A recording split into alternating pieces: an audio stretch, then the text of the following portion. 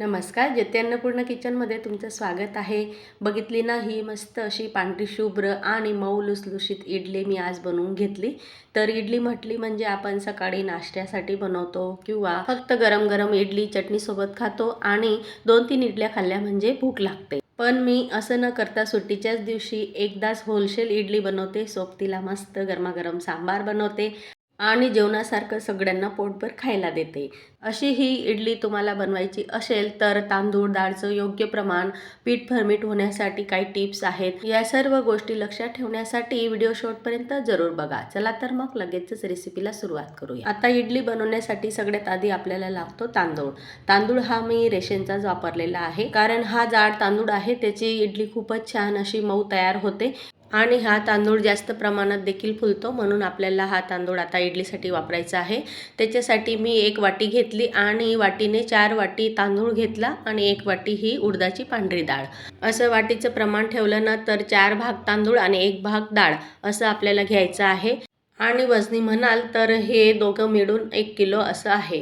तर आता हे डाळ आणि तांदूळ मी एकत्र करून घेतले आणि स्वच्छ 2-3 पाण्याने आधी धुवून घ्यायचं, म्हणजे नंतर आपल्याला त्याच्यात जे पाणी टाकायचं आहे भिजण्यासाठी त्या पाण्याचा वापर आपल्याला तांदूळ दळताना किंवा पीठ भिजवताना त्याचा वापर करायचा आहे. त्याच्यामुळे इडली ही थोडीशी आंबट होते आणि लवकर पीठ हे फर्मेंट होतं. आणि हे डाळ तांदूळ वेगवेगळे भिजत घातले तरी देखील चालतं, पण मग मी एकत्रच भिजवून घेतलेलं आहे आणि वरती आता 1 इंचभर पाणी ठेवलं.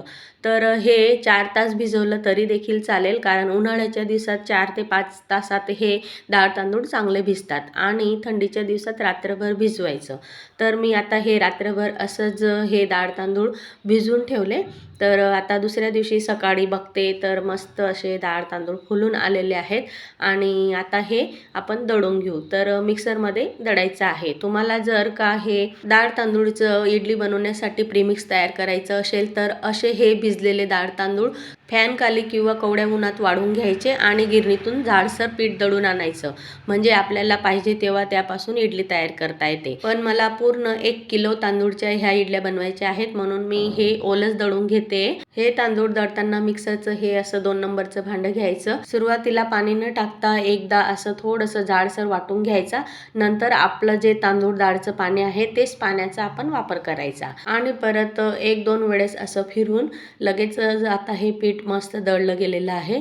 तर बघू शकता असं हे इडलीसाठी पीठ हे तयार करून घ्यायचं आहे. जास्त जाडही नाही आणि जास्त बारीकही नाही. आता हे पीठ आपल्याला फर्मेंट होण्यासाठी ठेवायचं आहे. तर मी कुकरचा वापर करते, कारण कुकरमध्ये जर पीठ हे टाकलं तर मस्त असं फुलून येतं आणि 2-3 तासातच पीठ चांगलं फुलून येतं. तुम्हाला जर का लवकर इडली बनवायची असेल तर अशा प्रकारे कुकरचा वापर करायचा.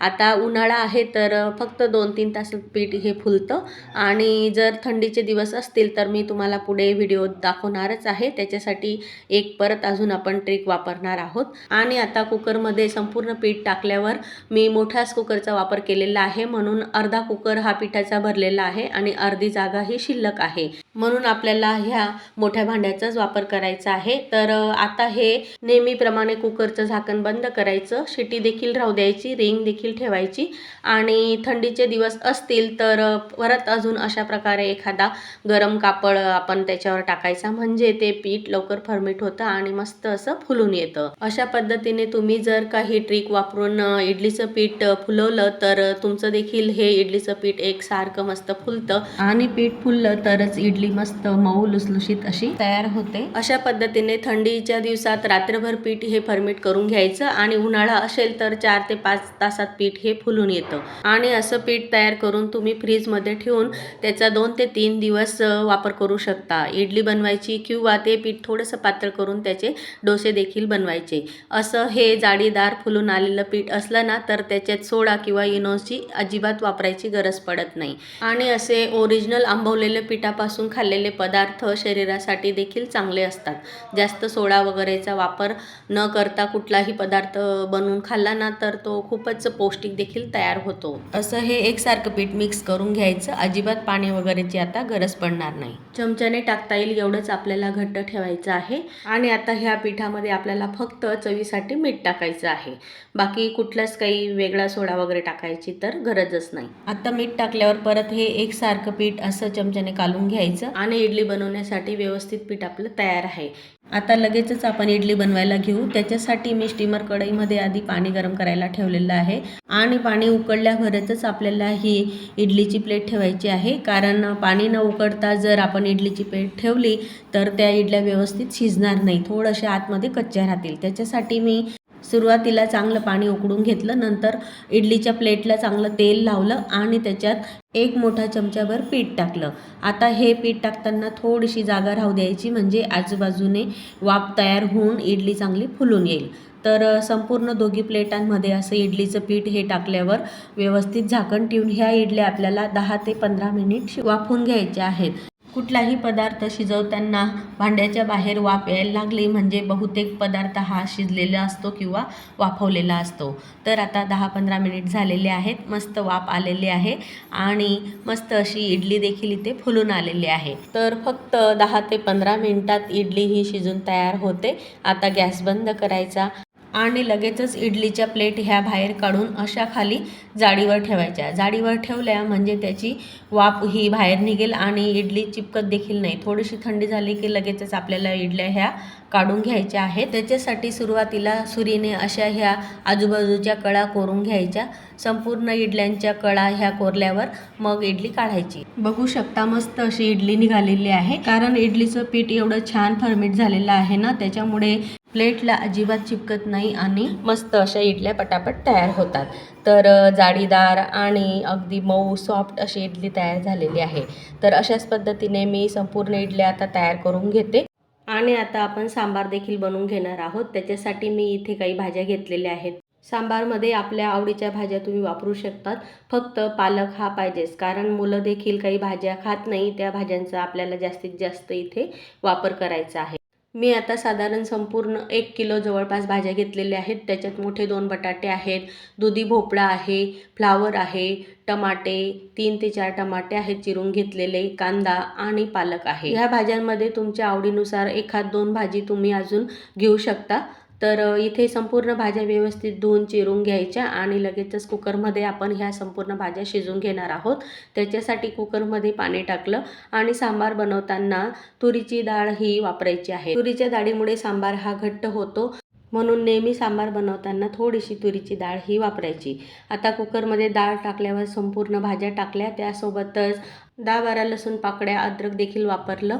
चवीसाठी मीठ टाकायचं, कारण मीठ टाकल्यामुळे भाज्या ह्या निचळ लागत नाही.